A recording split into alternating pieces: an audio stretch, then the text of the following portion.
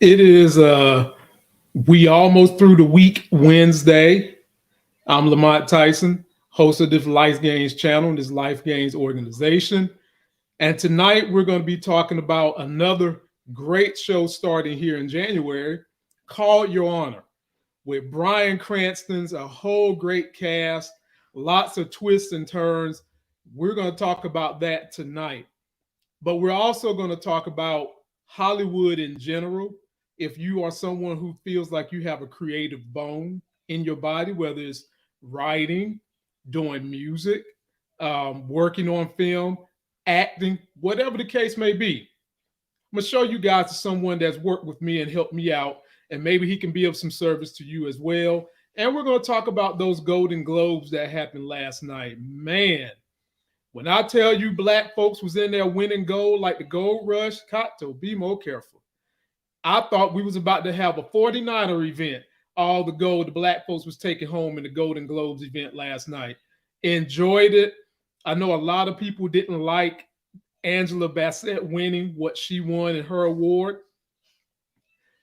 I was the first one that said she needs to win a supporting actress Oscar.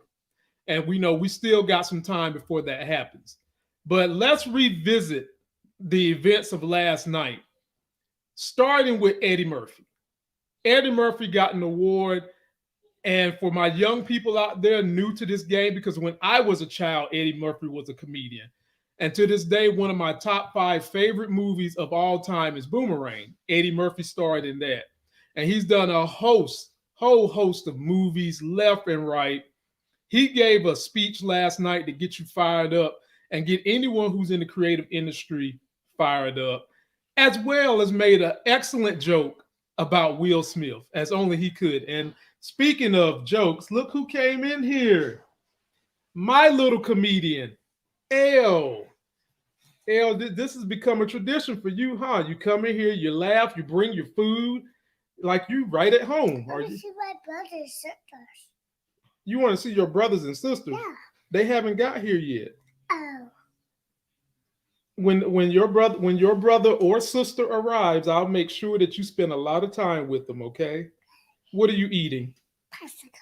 What kind of popsicle? It's not. Coconut.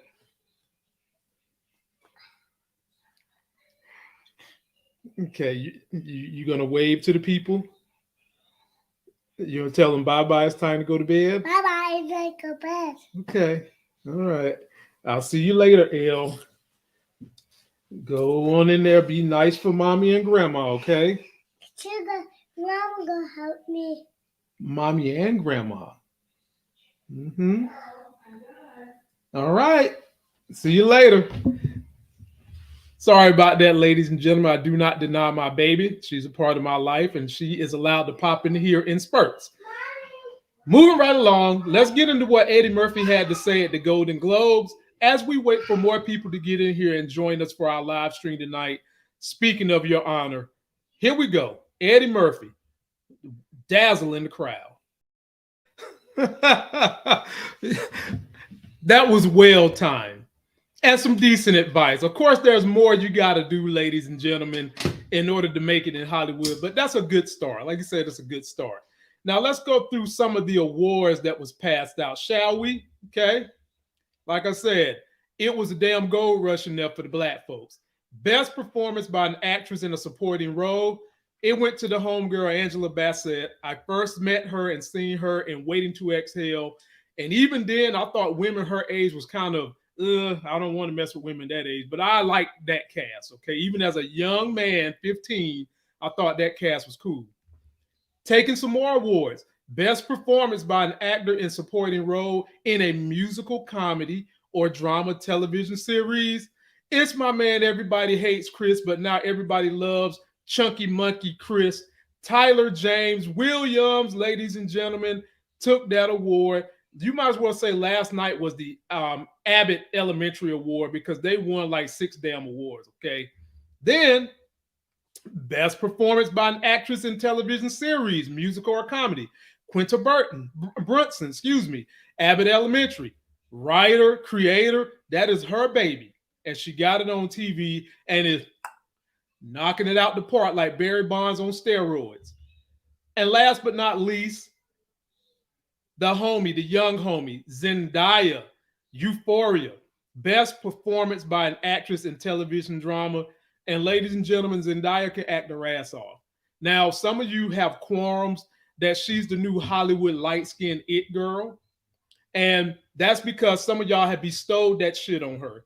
Zendaya is down for her people. She supports the causes that affects her people. Zendaya is all about the diversity of blackness and how rich and beautiful all colors of the spectrum are. So before you run away with some of that stuff that they be saying about Zendaya, just know that sister is down for everybody. She is definitely the type of chick you could go and have, a Coca-Cola if you're me, Diet Coke if you're me, rather. Well, no, I ain't even gonna say that. I'm gonna say sugar-free Tang, or if you're really, really feeling yourself, you can go have one of them beverages the Real Housewives be drinking. So that's a little bit of the news of Hollywood. And for those of you who have ever thought about the Hollywood thing, let me give you some motivation and tell you one way you can get there. And this is kind of the way I'm getting there. Some of you know that I'm going to be going to Sundance. I've written some scripts and I'm trying to make my way into Hollywood.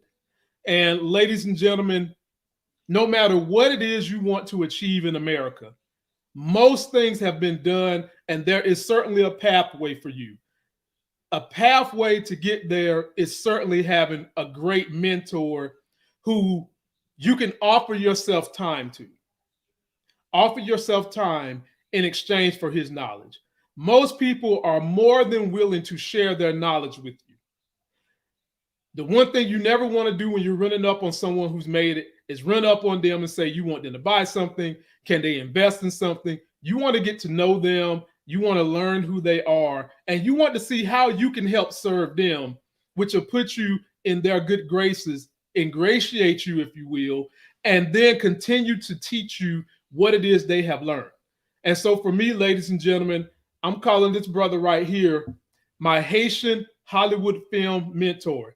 His name is Ramfis, and he's Haitian, just like this brother on this shirt. This is my boy from Hightown, Atkins Esterman. He's Haitian.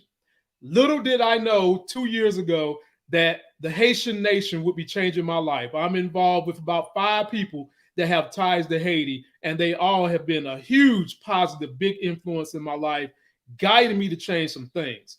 Now, what's special about my mentor? Yes, he's my film mentor. He produces, he directs, he writes, he acts, he builds a comprehensive team to help you get your goals in Hollywood. Now, let me show you what he specializes in, and then we'll talk about the film that he's going to have in this year's 2023 Sundance, of which I will be a part of. Take a look at an interview he recently did, and we'll come back and talk about this brother and how you can connect with him. How do you raise money for a movie? That's a good question. Every project has been different. How I've put it together and figured it out. It's been various ways. Sometimes it's been grant money from, for example, SF Film does grants and they give a lot of money away to projects that warrant the money.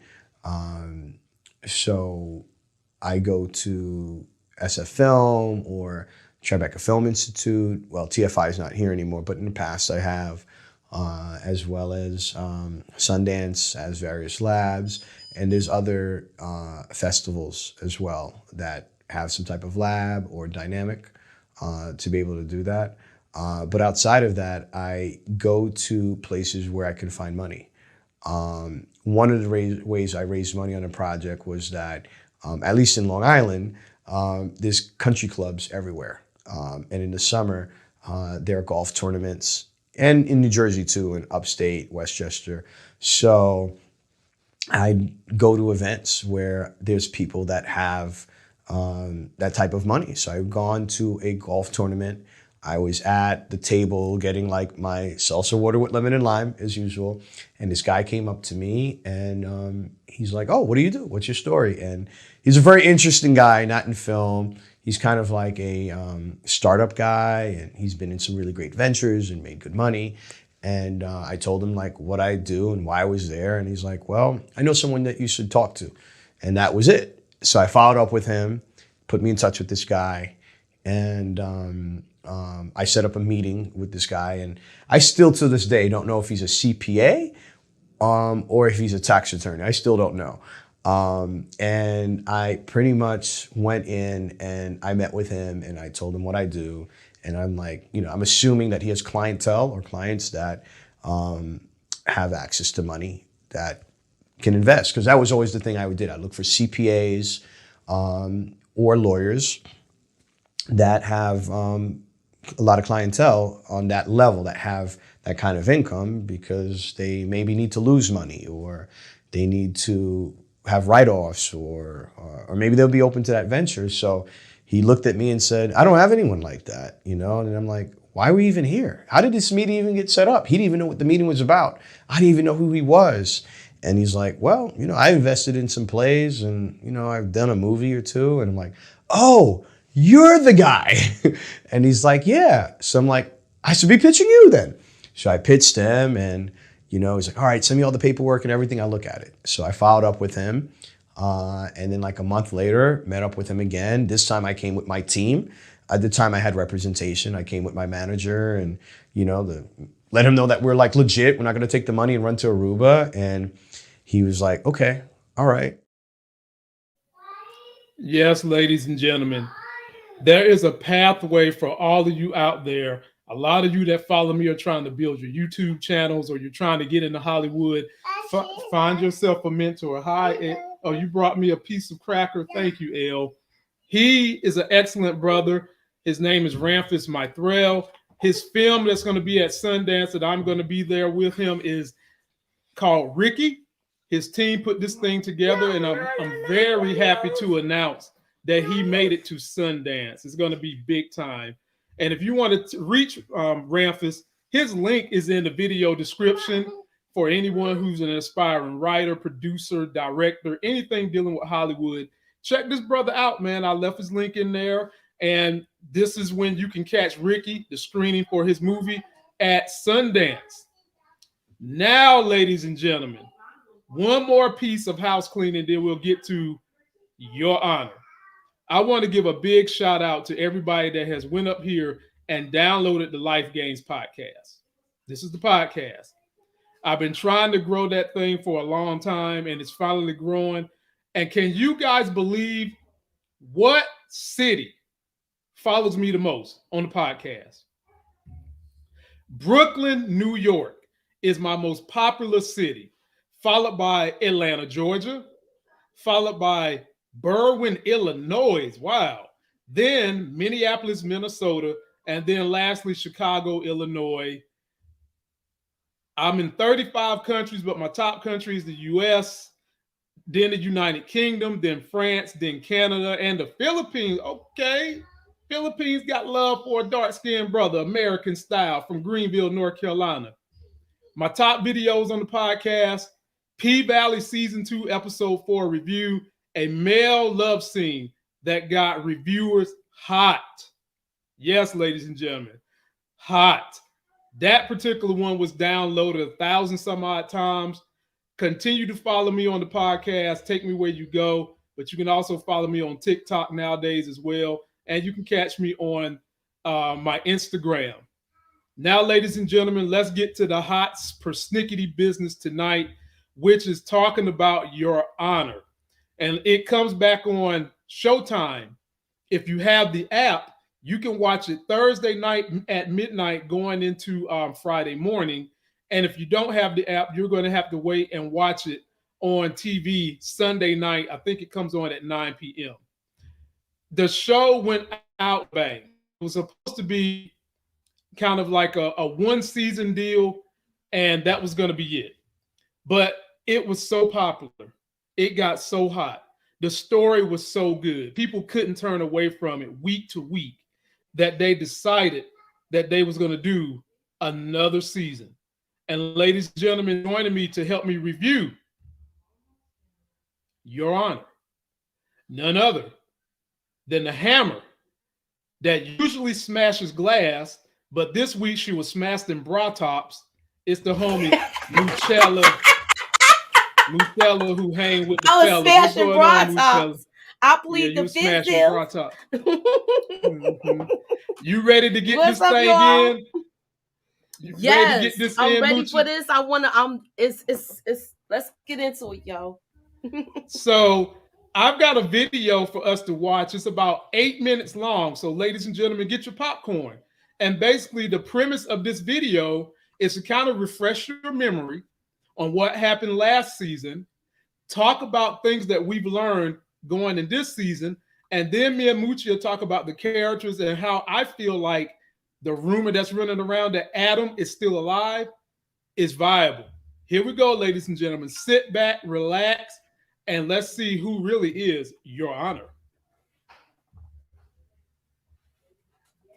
Cranston's returning to our screens with his Showtime series, Your Honor. The news about the show's return for its second and final season came way back in 2021. But now that we have a teaser for the new installment, we can finally talk about what's about to happen in that world. So stay tuned as we tell you all the info we have about the new season, along with some interesting theories and predictions. First, let's see what we know about the season so far. After the heartbreaking finale of the previous season, we obviously knew Michael Desiato will be back for revenge from the Baxters and Eugene for his son's murder. But the new teaser has made it pretty clear that not only is he mourning, but he's probably also let go of his entire career and personality after the incident. And while we'll get to that later, all we'll say right now is that this one's definitely going to be grim. As for the cast, we're totally hyped to see Cranston along with the rest of the faces, including Hope Davis, Michael Stahlbarg, Isaiah Whitlock Jr., Rosie Perez, and Margot Martindale. Amy Landecker is also set to guest star in the new season. And while the path wasn't too clear for Lily Kay, Keith Machakanyanga, Andreen Ward Hammond, Jimmy Stanton, and Benjamin Flores Jr., we know now that they've been promoted to series regulars for this one. Next, there's also this new showrunner for the series. Originally, Your Honor was set to serve as a miniseries, but it became so successful, Showtime had to bring it back. Unfortunately though, the main showrunner couldn't return. That's right, Peter Moffat, whose writing and storytelling had us all on a leash last season, didn't return as he wanted to spend more time with his family in the UK. Instead, the show brought in David Manson of Ozark fame to run the show instead. But when he stepped down as well, the reins were handed to Joey Hartstone. He's the guy behind the story now and has a lot of plans for the new season. And while he hasn't spilled any beans yet, he has commented on Cranston's character's state, saying it's super hard to motivate him to do anything now because he, like us, just can't forget what happened last season. How could he? His son died. In fact, while the sequence itself was pretty shocking, Brian's acting got us further invested in the scene. Man, can the guy act or what? Also, the Baxters seemed pretty shaken by the events too. Does this mean they'll be guilty of what happened to Adam? Also, what about Eugene? We bet he's going to be haunted by his actions for a long time. At least within the 10 episodes we have coming up. Wonder if he'll go into hiding or admit to his crimes. As for Michael Desiato, the man will surely go through crisis mode before coming out stronger to avenge his son. Till then, we have his grief beard to deal with. In the first look photos of the season and in the new teaser, we can all see Cranston's Michael shrouded in grief, with that beard serving as the main protagonist on his face. It's clear the guy's gone off the bend and cannot deal with the death of his son. And while it definitely needs grooming, the beard is the perfect look for a man who's lost his son and his sanity too. Great continuity right there, folks. Oh, and if you think that's fake hair, think again. It's actually a real beard. The guy's gone into pains to grow. Now that's dedication. Heartstone's even said that he hopes people appreciate the beard because growing it has been tough and a challenge for production. He also says that having fake hair would have been super difficult to manage, which is why they went for real hair. There's also Brian himself to consider. According to Heartstone, the man's a minimalist of sorts and doesn't try too hard to add emotions to a scene. So having a grieving living look matches his acting style perfectly and lets him stay authentic to the character without having to go through too many emotions to portray his predicament. What can we say? That's showmaker lingo only a true fan can decode. And until we get to see Brian and his beast of a beard in action, we're just going to wait and decode more clues we keep getting for the next season. Moving on, here are more photos from Season 2's first look, with the Baxters featuring in one of them. Here we can see Jimmy with the formidable Gina, his wife. We already know she's not happy with how her husband's been leading the town, and this picture just adds to the tension. So we've got Jimmy with that very Jimmy-esque expression, Gina, who seems in support of her husband for once, and their right-hand man, Frankie. Hearthstone's given his comments on this photo too, saying that while they are together right now, they may be slowly forced apart as the show proceeds. They're currently standing together without anything dividing them, but as the show goes on, we'll see how they part ways and function without each other. Whether they make their way back to being a couple or not, though, is something we'll find out later. Next is this photo of Jimmy with Charlie, the mayoral hopeful and Michael's best friend, who's just gotten to know about the crazy mess the man had made to save his son after that fateful accident. The tension's clear here, too. Hearthstone has commented that he loves the fact that even though there's no dialogue between them in this image, the looks are enough to show that there's something brewing here, too. He says the way the characters are written makes it clear that they don't have any false pretenses between each other. Each character knows exactly what the other wants. And in the grand scheme of storytelling, that's one important point the show has not missed. Now, there are also some new characters, one of whom is Olivia Delmont, played by Rosie Perez. The grudge-holding federal prosecutors surely one the characters need to watch their backs for. And while she may complicate matters in these characters' lives, she may just be one person who could bring some comedy to the otherwise dark show. We just can't wait to watch her scenes with Brian and the rest. After all, he's the core character of the show, and if we know one thing about him, he can light up any room and scene just by being in it. Next, let's talk about his character's hype compared to Walter White. Because hey, how can we talk about any Bryan Cranston character without comparing it to the ever iconic White? Well, Brian's had some thoughts about that too. In an interview with Entertainment Weekly, he mentioned how after playing such an iconic character, he wanted to take a break before coming back to TV, just so his fans could catch a break from watching him in every show all the time. Okay, he's got a point, but will we ever tire of watching him play character after badass character? Probably not. But while his drug lord persona was formidable and fun to watch in Breaking Bad, the mellow father in Your Honor is a lot different from that. Here, he's bent on saving his son's life, and now that he has probably lost him in the end, he's lost all the motivation to move on. Unlike Walter, whose drive was the one thing that kept him going, even till the end. Then again, we do have some similarities, and that's the defiance of the law. Desiato may be doing it differently than White, but he's doing it all the same, back to breaking the rules just to save his family. And because Peter Moffat, the original writer, was part of the justice system, he knows what laws he had to break to bring Michael's predicament to life. He's also pitted against another mafia lord here, and while he's not quoting "say my name" anytime soon, we're sure he'll get the upper hand against Michael Stolberg's Jimmy soon enough. There's also the location here that adds to the mystery and mayhem of the entire show and its characters. Where Albuquerque was almost a character in itself in Breaking Bad, New Orleans adds its own charm and craziness to this show's story. This kind of matches the two shows, but not enough that Brian starts feeling typecast. Hey, it works, as long as we can see our favorite actor break laws and make fans in the process. We love the guy and his acting, and would watch him in anything he stars in. Finally, let's talk about fan theories and predictions. Now look, the biggest theory out there is about Adam, and it's probably one you already know. That's whether the boy's living or dead. At this point, every character's fate is dependent on that one incident. Everything else did almost come to a conclusion last season after all. Now, the way Desiato broke down down did make up for some pretty convincing dead son's father acting. But it was the season finale in a drama series. Things usually build up to a peak at that point. So the biggest theory here is on the state of Adam's life. If he's living, it'll give the new season a whole new turn. And if he's dead, we'll be left with a crumbling Michael and the ever-powerful Baxters, building their empire in the wake of the trial and the death.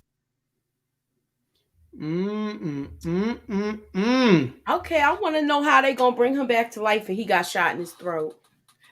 Moochie, what did they always say? He got shot in his neck. I just want to see. I mean, I'm all for it. I just want to see how they bring him back. You gotta show us the body, Moochie. You gotta show us the body. Well, his body was dead. Was dead. That's how it went off. That's how it went off. And the boy had the gun, just like that. So it's like, now is the mob in the hood gonna be going at it, because they already almost had beef because of this last year. Mm-hmm. So now I want to see how is she gonna handle this, because she protected his whole family basically is gone. So how is he still going to be protected now? Because basically, you remember, she took him under her wing, once the whole family got taken out. Well, somebody's going to have to protect this boy. And something that scares me from everything we just saw is the fact that they went through 3 writers for whatever. The first writer claimed he wanted to be with his family. And I'm here to tell y'all that shit is bull jive. If the money is right, your family going to come on the flight. So one writer left to go back to the UK to be with his family. Then another showrunner writer left. Now we down to the 3rd guy. They've already said this is going to be the last season. But the way season 1 started, so good and almost kind of contained in one season, leaving you wanting more. Mm-hmm. Makes me think that this should be a series that should get 3 to 5 seasons. But I'm worried about this showrunner who's the 3rd. He's the 3rd stringer. Right. And I'm wondering if the story is going to take a plummet because they basically put the 3rd stringer person in here. I've not seen any of that brother's work, so he could be extremely talented. But what I do know for a fact is he was not the number 1 guy. And so do you think that this show could take a back seat into the quality of the storytelling, Moochie, or are we going to be fine because Bryan Cranston is still going to be in this thing acting his ass off? I feel like, Bryan Cranston is going to be acting his ass off. But we don't know this guy, just like how you said it. We don't know this guy. So hopefully it's good. I'll say it like this, Lamont. I hope he can get our attention in these first couple of episodes, because a lot of people wasn't watching last season. This was a show that was slept on. I remember I told you about it last season, and it was a good show. People were slept on. This was when I was so scared to do reviews by myself. Like, I didn't know how to do anything, so I just didn't do it. I was too afraid. You remember me telling you that, but anywho, that's personal. But I just feel like if they don't have anything to grab your attention in these first couple of episodes, it might be like a derailed situation like the other night. Well, if the son is still somehow or another clinging to life in the hospital, that could be heart-pounding and tumultuous, turning your stomach and have you on the edge of your seat wondering, is he going to survive? He made me so mad, though. I was going to say, let's talk about this damn son. Ladies and gentlemen. He made me so mad, this boy. Literally, you could say the son was an antagonist. He was the reason the Baxter family was coming after Michael Desiato, the judge, and him. Because if you didn't watch the series, I'm going to spoil it for you a little bit. Adam made a mistake running around the community where his mother was hanging around her jump off at, taking pictures. I don't know what the hell he was doing. And it was the anniversary of her death. He hits the son of the Baxter family, not knowing that that son is in a crime boss family. And instead of calling the police and all that stuff the way you should do, he go over there touching shit and getting blood on phones and dropping his asthma medicine and all that. Ladies and gentlemen, hell, Lamont's an asthmatic. And do I ever leave my asthma medicine nowhere dropped? Nope, it stays with me to my hip because I never know when them lungs gonna lock up. But this boy, lungs locked up, he goes away. Long story short, they figure out he did it. They figure out he's the father. His father is a judge. They use that father for a little while. And then in the very end, instead of the Baxter family getting revenge, the Baxter family acted like a Venus flytrap and sucked old Adam in because Adam had a type, Moochie. Adam but he didn't go away to school. He was still there. And then he hooks up with the daughter. What the heck? Yes, ladies and gentlemen, before he hooked up with the daughter, he was dating a teacher. Now, Adam is underage and the teacher is an adult. They could have took her ass to jail, okay? They could have done that.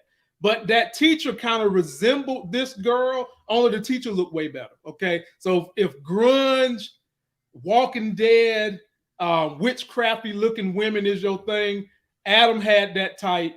And the teacher resembled this girl, but this girl is the daughter of the crime boss family who lost a brother. And Adam's conscience talking to him. Explain this to me, Moochie.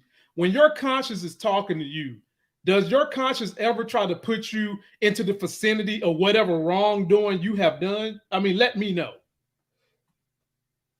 I didn't understand that. Why would you go? He was doing too much. He went and found this girl, and it's like he was trying to find out everything about this boy. Right. And then start liking this girl, Moochie. Like, first of all, the teacher was finer and older. And yes, ladies and gentlemen, it is wrong, but for centuries it was deemed okay if the boy was going after a younger woman. Either way, it was wrong. But he was about to be 18 in a couple of weeks, couple of months, something like that. And it was supposed to go off to college, and the teacher was going to leave school to go be with him in college. She had got ready to quit her job and everything on her little pink ass motor scooter. Okay, she had a little pink motor scooter with a little skateboard. Hell, wasn't that shit so Sesame Street precious? But anyway, he kicks her to the curb for this thing right here. And the reason he died was because the daddy invited him to come to this event in the finale. Now, if Eugene wouldn't have been there trying to get revenge on the Baxter family, this is Eugene, I believe Daddy Baxter was going to do something sinister to Adam anyway. What do you think, Moochie? I believe that he was going to get I thought Eugene was going to shoot the crime boss. That's what I thought he was. I thought he was aiming at the crime boss, but Adam got shot. Adam got shot. That's exactly who he was aiming at. I don't know if I think he was gonna threaten. He was gonna threaten the judge even more with stuff where he keep him in his pocket. I don't think he was gonna hurt him. I think he was gonna just keep threatening him and holding that over his head so he could get him to do anything if their crew get jammed up. Now, see, Moochie, we almost was about to have a Stella on Godfather Harlem situation. Yeah, exactly. That's what we was about. That's what we were about to have. But the thing is, we don't know how this girl would have responded and reacted to the fact that you are responsible for killing my brother, and you know that was my brother, and you've been in here sexing me to the nail and not telling me that. Now, that could have been, a story by itself. But until that came out, there would have been some problems between daddy and daughter. They was already having problems because the daughter was going through a religious conflict anyway. Like, she was not feeling religious. She won't feel in God because she's like, God, why would you take my brother? And then Gina, the mama, was in there working some damn side deals, ladies and gentlemen. That's why I'm telling you this story is so good. The mama was working some little side deals, trying to keep things secret from the daddy, trying to pull the daughter back in that's trying to run away because she done found another male. And the dad and the daughter relationship was more tight than daughter and mama because mama was talking that religious stuff in this girl's ear. Mama was closer to the older brother who's nothing but a racist troublemaker. Oh, he is. Nothing but a racist piece of crap. And there's one the question is, that's a picture from last season, right? That's the picture. Yeah. Okay. Well, Mm-hmm. she set up everything at the jail. Thank with you. The son. Thank you. Her hands is dirty too. So you've got on one hand a dad tight with the daughter, keeping things from the mama. Then you got the mama tight with the son, keeping things from the daddy, running little crooked deals behind the back with the daddy. But then there's a couple of other characters that I hope we get to see that they didn't talk about in this excerpt. Number one, you remember this lady, Moochie? That was wasn't she the neighbor or something? Nah, she was the relative. She was taking care of the boy. I know that, and I don't know if it's his sister or sister-in-law or something. Sister, and she had a whole lot of questions about Michael, and she did not like his little girlfriend because she felt like this chick took Michael from her daughter, from the wife. And the thing that I liked about their dynamic is this chick right here is a senator. She's got power too. She's able to make things happen. And when they had that dinner scene, Moochie, was you thinking power vibes? Because you remember that last dinner scene when the damn dog kept finding evidence. So he was finding everything. Did he have like was it a body part? He had a body part. Ladies and gentlemen, that's why this story is so good, because everything on this set was used to drive the story. Even the damn golden retriever. Fuck a Lassie. The dog spit out the body part. Right. And he had to go hide that. It was crazy. It was crazy. Alpha Lassie, this dog name was Lasso. Because that bitch was all the evidence. Yeah, it was part of the brains. I know it was the brains. Yeah. Thanks, Tizzy. Yep. Yeah, man. The dog was finding all the damn evidence, telling everything at them family dinners. And then, since this sister's not going to be on the show because she left, at the end of the day, she was like, this is too wild for me. You know, she was trying to help the black kids in the community. And because she found out he set up that black kid. And she was mad. She set up that boy's brother and he had nothing to do with it. Do you think they're going to draw that possibly she is related to Olivia, the federal prosecutor, or this is going to be Olivia's own separate story altogether? I think she's a separate story altogether because she's making him do. She's about to make him do stuff he do not want to do. And she was like, "You don't have a choice. You don't have a choice." So what she's gonna do? You know how Rosie Perez be talking. You think you'll have a choice? You don't have a choice. but so, and you people that don't like Blanca Rodriguez voice, do y'all like Rosie Perez voice? I want to hear y'all. I want to hear a comment. Now, the crew that's in here tonight, they ain't like that, so I'm sure they don't care. But I want to hear from anybody who claims they don't like Blanca Rodriguez voice. Talk to me about Rosie Perez's voice. Y'all about to hear all season. All season. And I'm here for it. I can't wait. Me too. I want to see what she do. Here for it. And we got to talk about this dude, Moochie. The chocolate chip Charlie, who was about to become mayor, and his good friend Michael Desiato got him wrapped up in the death. The man is a little crooked. He do got a little crookedness with the cops because he's trying to get this position in office. And look at the way he's looking at Jimmy Baxter. What kind of drama are they going to put Charlie through this season, Moochie? I don't know. How close is he to? Wasn't he trying to run for mayor? Right? He's not the mayor, so we got to see if I think he did win the mayor, but he's going to distance himself from his boy. They're going to talk, but they won't be in public. Especially if everybody know about his evil doings that he was doing on that bench. Did he get disbarred or whatever? We don't know what happened once everything ended because he secured he secured that case where the son didn't go to jail, but he I'm trying to figure, did he secure the case where his son didn't go to jail? I can't remember now, but he still got consequences to deal with for his actions when he was on that bench. Mm-hmm. A lot of consequences to deal with.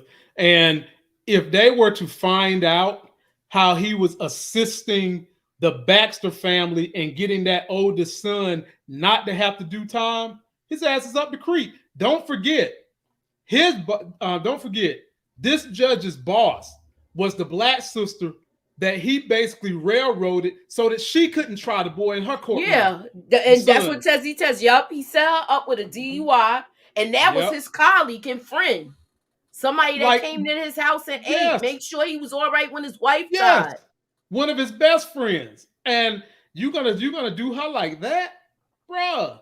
And then, as much as we talk about how Adam was making us upset, the judge was doing some stupid shit too, Moochie. Like, get you like to jog in the morning, and I do too. I like to go do my exercise thing. But why the hell is you jogging around the premises of people in the organized crime situations? Do you have questions about why your wife was in that community? Because she had a side piece, bro. Yeah, that's what it was. Wasn't she messing with some dude from over there? Yeah, once you go black, you never go back. And that's where the boy was going, where her scene of the crime was, to see her. He was just doing some dumb stuff. He wasn't supposed to be over there anyway. Moochie, that must have been some good pussy. That must have been some good stuff. That must have been the kind of stuff you and Nita had on my show last night. Look, that bring all the boys to the yard. And all I did was no. Mm-hmm. Yes, ladies and gentlemen, in case you missed the wildness of Monday night's episode, go check out my Monday live stream from this week and see how quickly the show goes left. If you want to see a show go from 0 to 1,000 to the moon and infinity and beyond, go check that out, ladies and gentlemen. I guess Derek Brooks was there the other night. Yeah, he was there. He was there, definitely. And so, Moochie, to put this thing in conclusion, and by the way, if you haven't already, please be sure to follow our brother on the TikTok. Be sure to download the podcast. And also follow me on Instagram, Twitter, Facebook. My IG link is right here on the page. You're looking at it. Get a Life Games. Come check a brother out. What are your overall expectations of how they're going to conclude this series, Moochie? Because they already done said, this is it. This is it. This is the end. I just want to see how it starts off. I honestly I want to see where they going with this, because it's like the way they ended, his life is in shambles right now. Mm-hmm, definitely. So it's like he's in shambles. Is he dead, or is the son in a home where he's messed up? Like, what's going on? Because if he's like this, who's taking care of the son if he's not all right? I mean, if he recovered, I mean. The easiest way to play the son is to just keep the son in the hospital in witness protection the same way they just did Lamar Silas on BMF. That'd be the easiest way to do it. And they might do it that way. Because if they find out he's alive, there's going to be people looking for him. The bats is going to be looking for him. The judge is still going to be underneath somebody's thumb. And for all we know, Olivia might have the judge under her thumb. We know he's going to be working for her. And it's just a matter of, what is her angle? Do she want to get the Baxter family, which I got to think she does? Or do she want to get justice for some of the killings that have taken place down there? And will she have the judge doing backdoor things as a judge, the same way Jimmy Baxter had Mr. Desiato doing backdoor things? And Moochie, there's one more person we got to talk about. What is going to be this chick's angle? The Baxter daughter. I don't know, man, because is she going to be by this boy's bedside? Right? It could go either way. Or is she going to be so mad that she see red where she want to pull that plug? Well, we seen in the trailer something happened, and her ass is kneeling. Her ass is down there on the floor, bleeding profusely. Who put hands on the daughter? Now the daughter is the father's favorite. Now The Then father you gonna then get you gotta think about the people from New Orleans. Maybe they retaliated the crew. I can't think of the lady's name right now, but she got her people out there too, and they protecting that kid. That's right. That's right. And so, ladies and gentlemen, I want to know exactly why this young lady got blood on her face. I guess we're gonna find out. Is it like she got like because I didn't see that part. It looked like somebody's mashing her face on the ground and she's bleeding from her head. She better hope it ain't her father. Shoot. Oh no, you can forget that. Her and her father, like me and Elle, only we're not organized crime. We're organized entertainment. Creativity is what we do So over only here. thing I could probably think of is she was talking reckless to her brother or something, and he's like he's a loose cannon, that kid. The brother, the old brother, yeah. Yeah, that brother was a mess, man. I wanted somebody to whip that brother ass so bad. Like, somebody please five fingers shuffle to him, because he killed the black dude in jail, man. And then he was like a little he was a young boy. Like, yeah. He didn't even do anything, and they told him, look, you better stay there and don't say nothing. We got your case. Because remember, that's why he stayed in there, because he didn't steal the car. He was just told to move the car from one location to the next. Right. And then you wind up getting killed. And that was all because of the mayor. Mm-hmm. Remember, the mayor had his hand in that too. But I'm of the mindset that mama is going to be off the chain. I do believe that mama is going to be off the chain. Yep. What if they find out that the mayor has something to do with that car being moved? And that's why they coming at. That's why they telling. This could get really ugly. It could go left quick. I mean, because if let's say in all best case scenario, Moochie, Charlie becomes the mayor, and the Baxter family finds out he was involved. They're going to use him. But check this out. The mayor is in good with most of the police department, as well as that black gang out on them streets. Yeah, so that's the one he told to move the car for the judge. Exactly. So that's what I'm saying. You're going to have him. He going to be pulling. Whose strings is going to be getting pulled in this? Because now he helped his friend out, and he might have a situation because he helped him. The thing is, Charlie got more levers to pull than what Judge Desiato had. Because like I said, Charlie is going to be the mayor. He's got the police captain and whoever follows the police captain in his back pocket. Then he got my folks on the street in his pocket. The Baxter family had whatever mafia organization that they have with them, which could be a problem. So them two could be a push.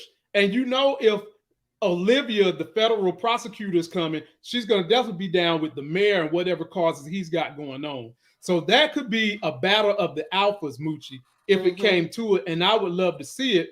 The issue is, where does Michael Desiani, Judge Desiani, where does he get caught up in this skirmish that could be a battle of the bosses? Where does he get caught up at? See, so it could get really.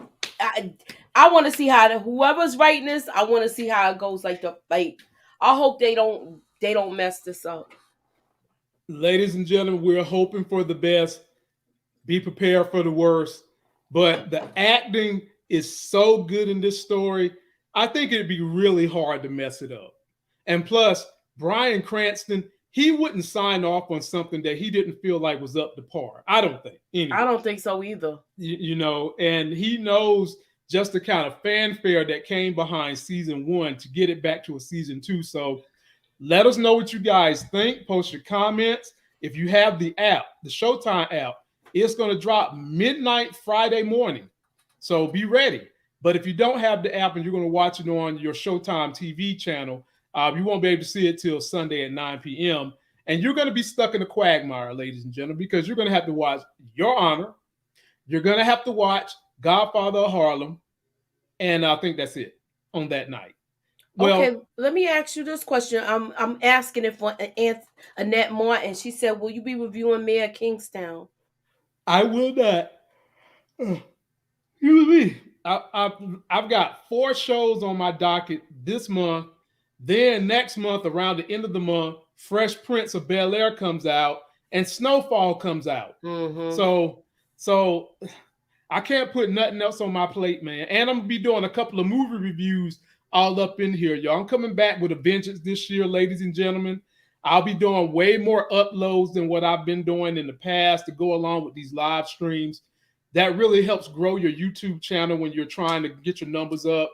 Because as I'm trying to work my way in film and scripting, I also need to get my social media back up and running the way I once had it in 2019. And I'm gonna try to hit you guys with as much fun-filled entertainment as I possibly can, with the occasional sprinkle of sour cuss words all involved in it. So Moochie, what you got going on in your channel the rest of the week? Okay, I'm just making an announcement. Also, my Instagram was hacked. So no. My new Instagram, my backup channel so far, because I can't really do nothing right now, is at Moochilla's Review. All one word together. That's my backup. So you gotta send me a request, because I don't want to send it out because these people is still messing with my account.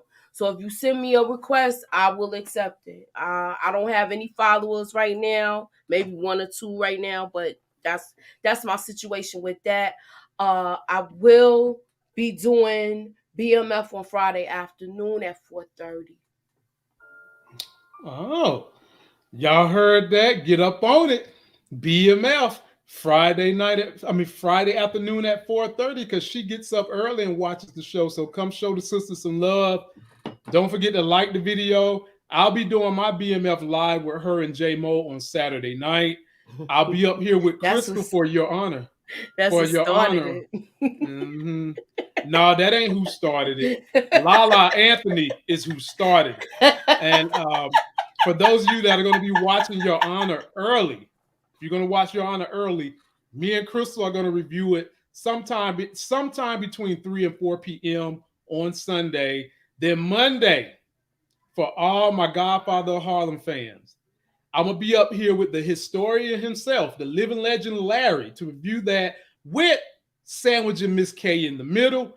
And then Tuesday night, ladies and gentlemen, for all my Walking Dead fans, I will be in here reviewing The Last of Us, of which I'm guaranteeing everybody, I'm willing to bet you guys a whole case of Diet Dr. Pepper, that The Last of Us is going to be the best zombie, apocalyptic, infected people show you have ever seen in your life. I'm ready. Tez called it Milkshake Mondays. Oh, Lord have mercy.